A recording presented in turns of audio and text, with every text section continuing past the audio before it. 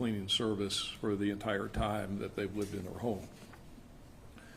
Their normal pool cleaning schedule is on Thursday or Friday afternoons, but according to the Hokavars, the pool cleaning service has never been there when it's dark out, and certainly not been there at 9 o'clock at night.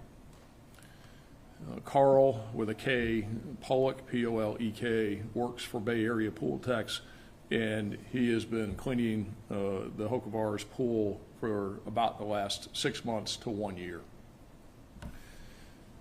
So on June 15th, at about 9 o'clock in the evening, the Hokavars were in a bedroom in the front of their residence watching a movie. They both got up, again, around 9 o'clock to go to the kitchen to get something to eat.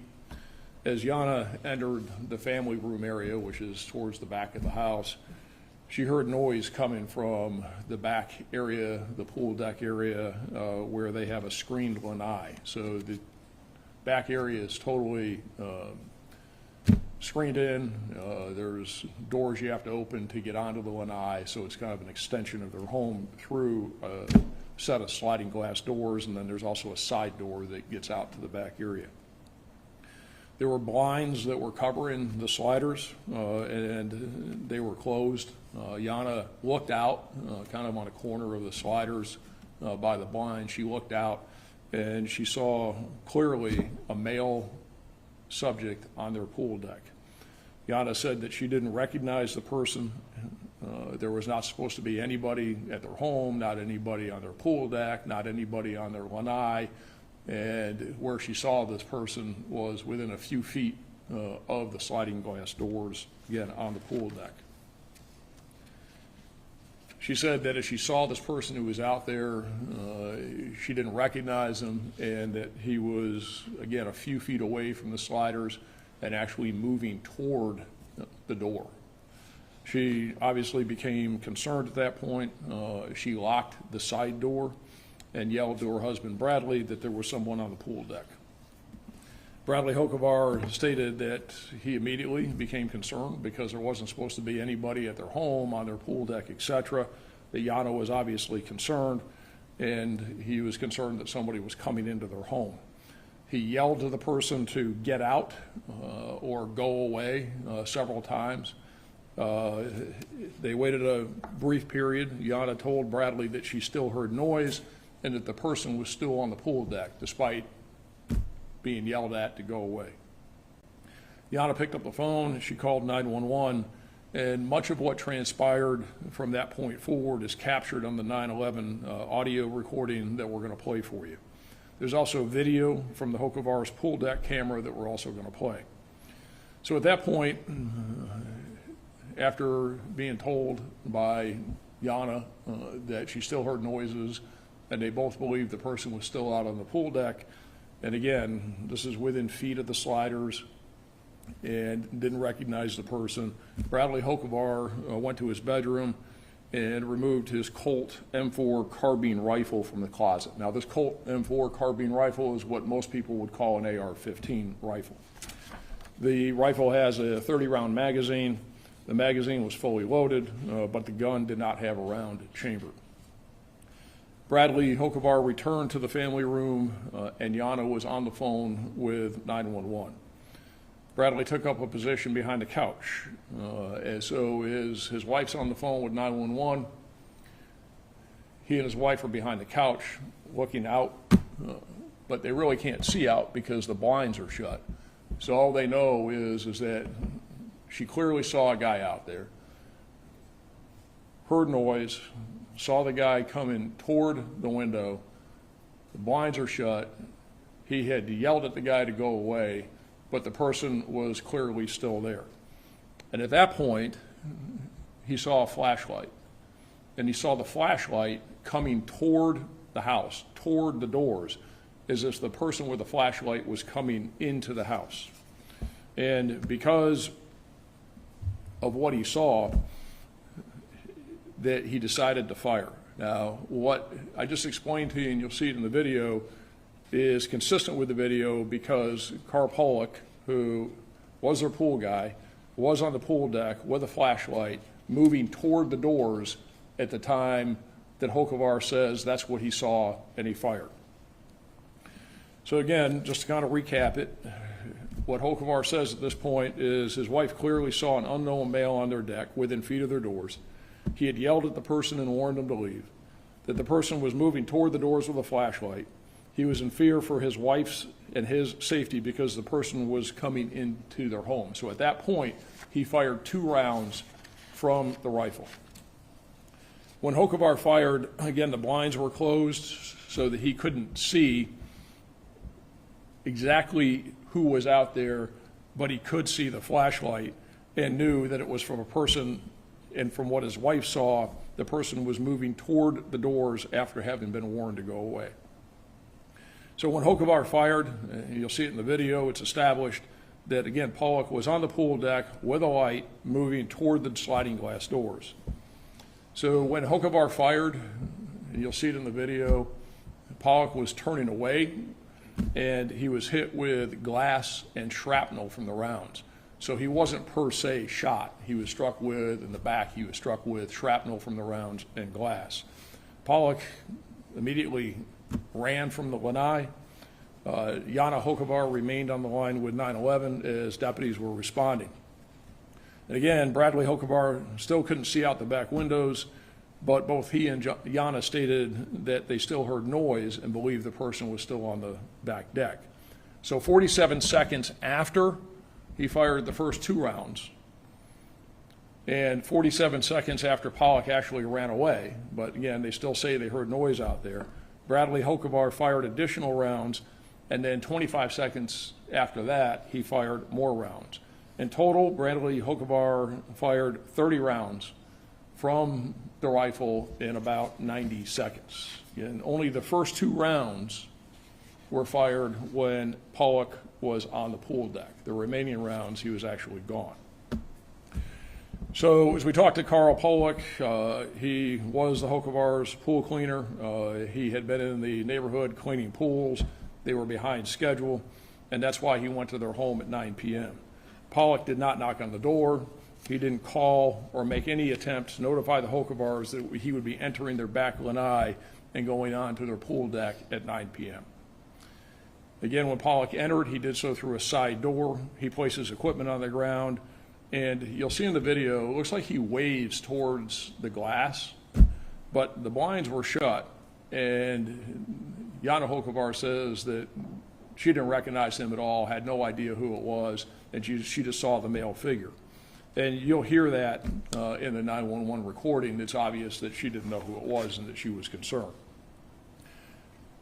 Now, as Pollock was on the deck, and again, you'll see this here in a second, he couldn't see because it was dark. So he briefly goes around the side of the house to look for a light. He couldn't find the light switch, so he came back onto the pool deck and then went back out the side door that he came into his truck to get a flashlight. When Pollock returned with the light, he began completing paperwork. He then moved toward the sliding doors with the light to put the paperwork down. Pollock stated he probably should have let the Hokovars know that he was on their pool deck at 9 p.m. And as I said, Pollock was transported to the hospital with minor injuries, shrapnel, glass that struck him, and he was treated and released that night. So that's a picture of Bradley Hokovar's rifle that he used. We'll go ahead and play the 9/11 tape now. This is the recording, and then we'll play the video. All right, go ahead. It's all captioned up here so you can see it. It's kind of hard to hear some of it. 911, what's the address of the emergency? Hi, our address is 41 Concord Drive, Dunedin. Somebody is just on our line.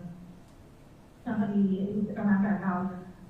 What's the phone number you're calling from? Please come quickly. Were they walking around the house? No, they're trying to break. They were trying to break in, but I heard them and I saw them, and we don't know if they are armed or not. We just need somebody to come and check on the house. Please. All right, 1 moment. It was the one man. It was the one man that I saw who, I don't know what he was doing. My name is John. What is your name? Jana. Can you spell that for me? Jan, like November A. And your last name? I think he's still here. Can you send somebody to come here? I'm already sending them, but I need your name. Okay. Jana Hocevar, Hocevar. I already, like I said, I already have help on the way. They've already been dispatched to you. Okay, so send me the code and, I will give you I think there's a gate code or they can call my number and I'll. What is the gate code? 1 sec. Oh, excuse me. I'm going to. Oh, they are sending somebody. I will code.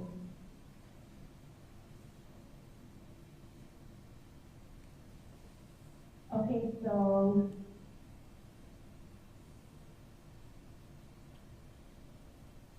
It is a.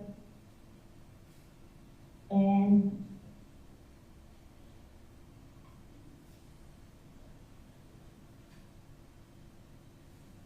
Okay, did you see the person that's outside?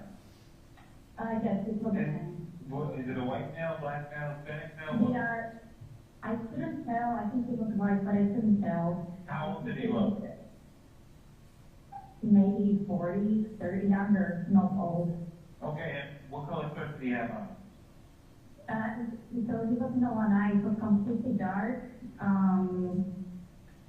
When I saw him, I quickly closed the curtain and locked the door. Okay, that's fine. How tall did he look? They had a battery. And how much did he weigh? What was that? Not the don't shoot. What was that? Man, My husband. what This was was, my husband. what was that thing? It was the, Who made a shot? they are going around the house. Who? I need to know what that was. I don't know, somebody was yelling. Was that a gunshot? Yes, it was a gunshot. Who shot it? Who shot it? My husband, because they are walking around here with the.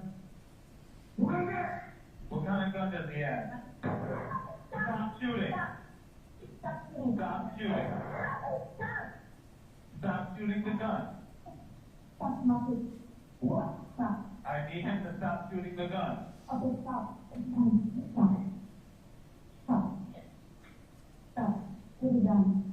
Put it on the floor, please. Why? Stay here. What kind of gun is it? Somebody. I don't know. No, somebody. Hello, ma'am.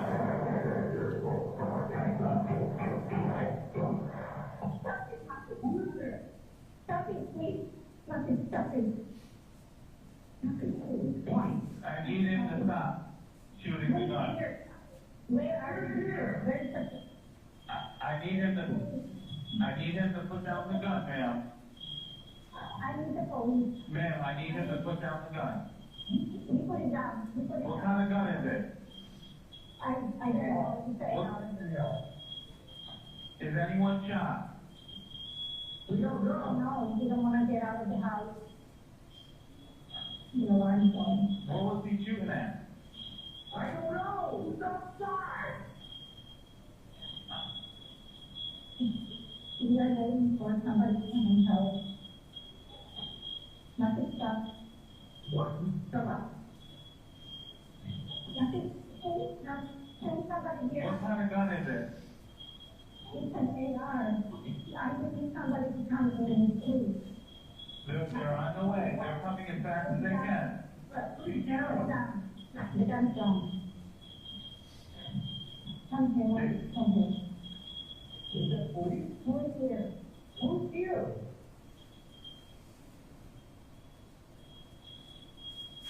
Should I go to the front door? I don't want you to go to the door yet, ma'am. Okay. Where did he put the gun away at? It's on the floor in the bedroom. on the floor of the bedroom. We are afraid because anybody's going to get into your house now. Where is he right now? I'm in the bedroom. Don't well. I need you guys to get out of the bedroom. We are in the family room. So you guys, no one's in the same room as the gun right now, is that correct? No, No, not the same with the guy. we are hiding behind the sofa in the family room. We're behind the sofa and filming.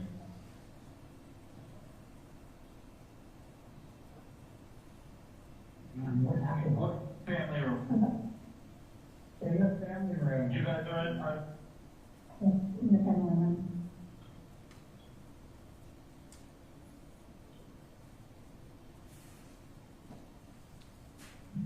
Is everything okay, sir? Yes. I just need to make sure you don't have the gun with you, that we have to have money there.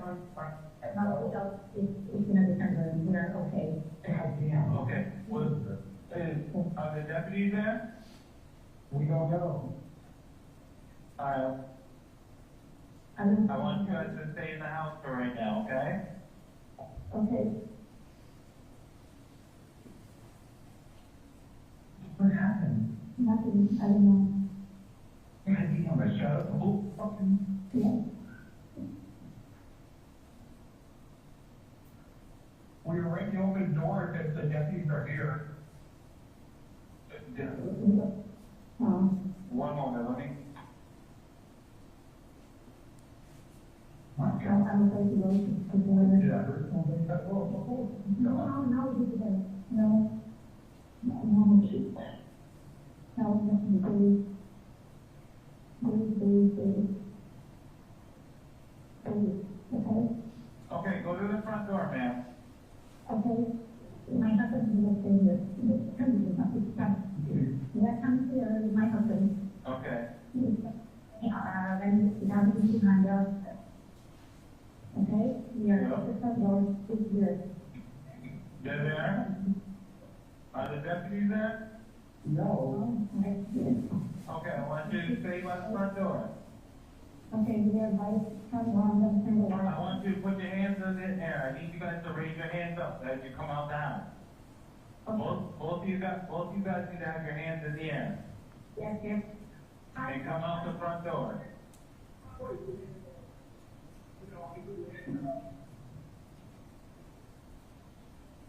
All right, come on out. You're good.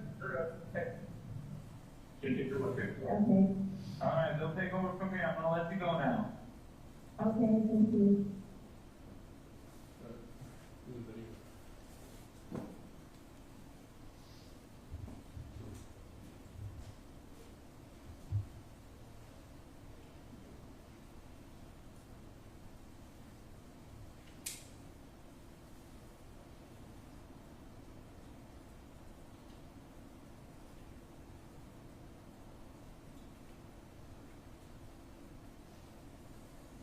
So he's going around to look for the light now.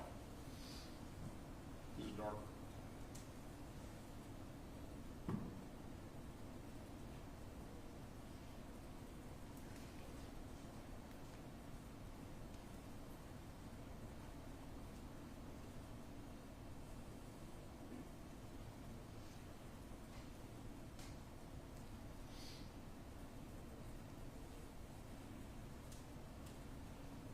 The time on that video is off by 1 hour. They just didn't change it.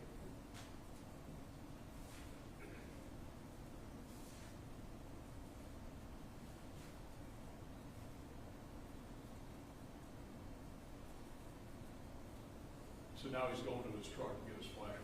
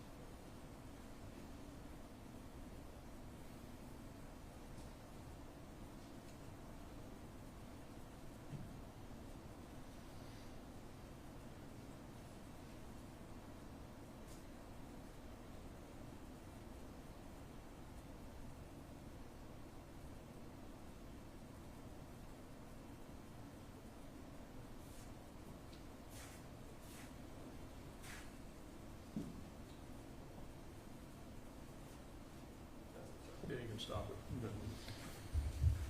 So you can see from the video, and that's really the end of it, he leaves now. And then 47 seconds later is when the remaining 28 rounds were fired. This is a classic example of what's called the Castle Doctrine, or Florida Stand Your Ground law. Bradley Hokovar was in his home. He was in fear that someone was breaking in.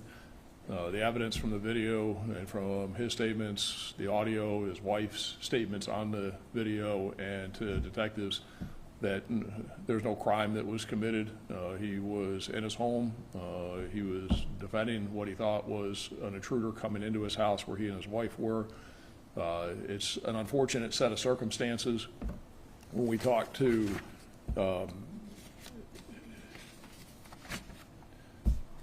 pool guy, in hindsight, he should have probably let them know that he was coming at 9 o'clock at night. Again, he made no effort to contact them at all with Pollock. Something I didn't tell you, and I don't know to the extent that it matters, is Bradley Hokovar is a retired lieutenant colonel from the Army. So obviously he was versed in firearms and fighting and firing. But you could tell that they were concerned, afraid for their safety. And with those facts of somebody on your back pool deck, you yell at them, tell them to leave. They're still there. You hear a noise. They're within a few feet of the door.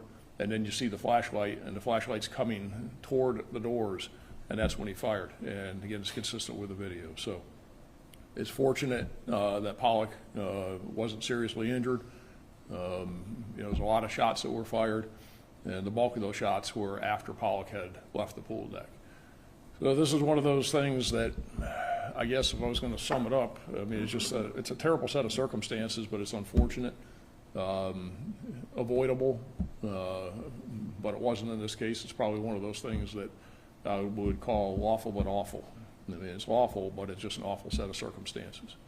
But we're fortunate that nobody was seriously hurt. But again, there's no crime that was committed, and Hokovar was acting within the law when he fired. Anybody have any questions? At what point did he realize that it was this pool guy who he had shot? So not until after they went out the front door, and you can see there from the 911 call, or hear from the 911 call when they walked out the front, is as they walked out front and saw the pool truck in front of the house. And then he had this, oh my gosh moment. But it wasn't until then. He really had no idea until they walked out front and saw the pool truck. Although this may have been, within the law, was there a better way for the homeowner to have handled this situation? Under those circumstances, I don't think so up until the first two rounds. After the first two rounds, and again, we've got to be careful in this, that we're not Monday morning quarterbacking, armchairing it. We're not there. We're not sitting in our home with a wife where you clearly see a guy. The guy was in a few feet. You've given him directions to leave. You've given him warnings, tell him to get out of there. You hear noise, and now you have a flashlight coming in. And remember, all this is unfolding very fast. This whole thing is over with in 90 seconds. And, he fires the first two rounds, but he can't see out there. And he can't see because the blinds are shut. So he doesn't know the guy's gone. 47 seconds later, and he still hears noise. His wife still hears noise. You can tell from what they're telling the 911 call taker that they still believe somebody's out there. Then that's 47 seconds later. He fires a volley of rounds, and then 25 seconds after that is when he just unloads the entire magazine. If there's room for discussion here, that's where the room for discussion is, about firing that number of rounds in rapid succession and basically unloading the magazine and what would have caused that. But at this point, there's nobody on the pool deck. There's definitely no crime because there's nobody there. And if there's room for discussion, that's where there's room for discussion. That probably didn't need to happen, as we would say in hindsight. But again, we're not there under that tense environment that he's operating under, thinking that somebody's coming into his house, and he's in fear. So, but that's where the room is to analyze it, provide constructive feedback, if you will, or for some criticize it. I don't think there's any room to do any of that for the first 2 rounds. I think this is about as squarely within the Castle Doctrine and stand your ground law as it gets.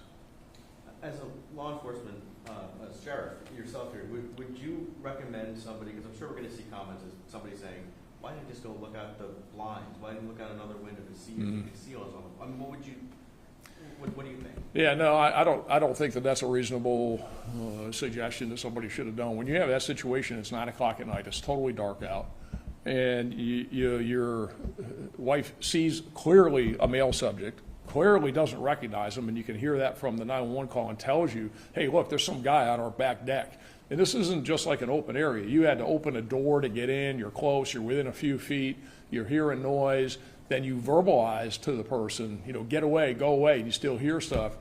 No, I don't think it's reasonable to say, oh, well, put yourself in harm's way, and what are you going to do, just peer out? And you don't know whether the person's got a gun, you don't know what their deal is. And also, concerned if the circumstances.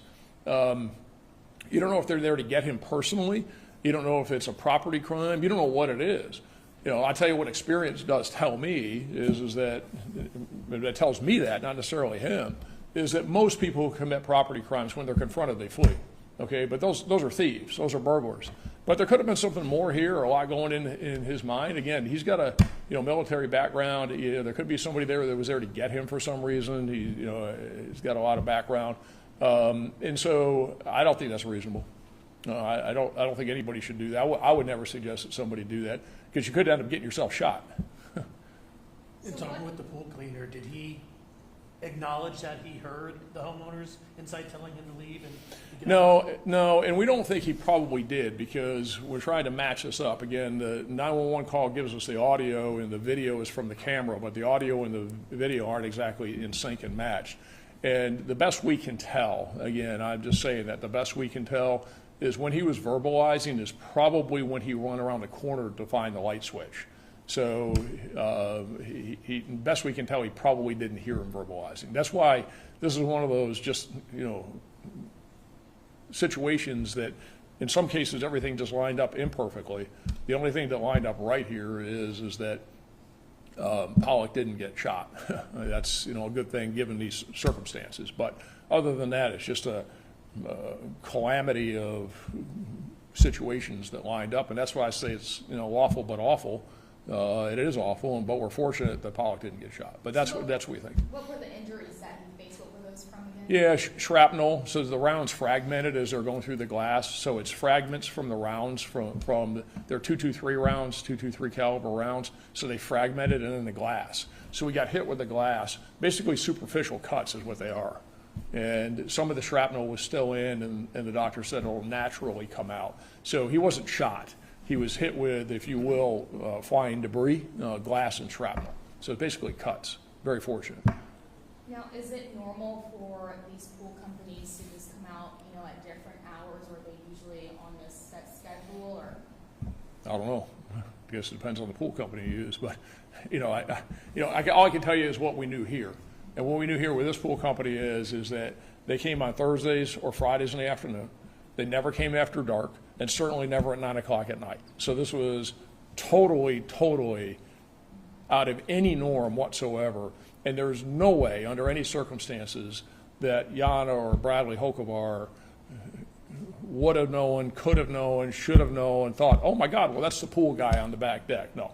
I think that their reaction to this, given 9 o'clock at night with everything that I described to you, is a very normal reaction. It's the reaction that most all of us would have had given those circumstances, especially when she looked out and she didn't recognize the guy. She didn't see him, or she saw him, but she didn't recognize him. Couldn't put it all together. It made no sense to them.